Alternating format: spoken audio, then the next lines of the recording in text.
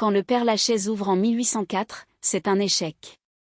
La première année, on y enterre 13 personnes. Le problème est simple, il est trop loin. À l'époque, ce n'est pas Paris, c'est la campagne, à l'est, sur une colline. On enterrait ses morts dans son quartier, près de son église. Personne n'a envie d'aller au bout du monde.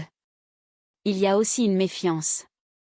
Le lieu n'est pas béni comme un cimetière d'église, c'est un cimetière municipal, laïque, ouvert à toutes les religions. Pour beaucoup, à ce moment-là, cela ne va pas de soi. Le nom, lui, vient d'un homme qui n'y est pas enterré. La colline appartenait aux Jésuites, et le père François d'Aix de la Chaise, confesseur de Louis XIV, y avait sa maison de repos.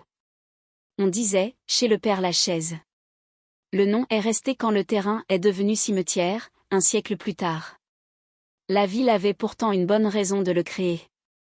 Napoléon venait d'interdire les inhumations à l'intérieur de Paris, question d'hygiène, après des décennies de cimetières débordant en plein centre.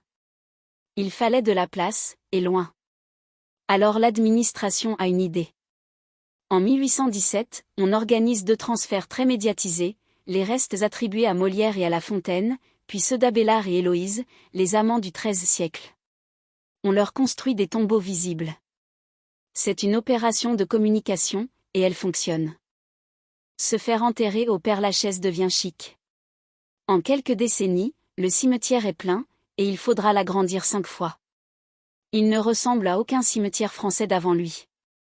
Il a été dessiné comme un jardin à l'anglaise, des allées qui serpentent, des arbres, du relief. On n'y aligne pas des tombes, on s'y promène. Ce modèle sera copié dans le monde entier. L'histoire y a laissé une autre trace. En mai 1871, les derniers combattants de la Commune de Paris sont acculés entre les tombes. 147 d'entre eux sont fusillés contre un mur d'enceinte, qui porte encore leur nom.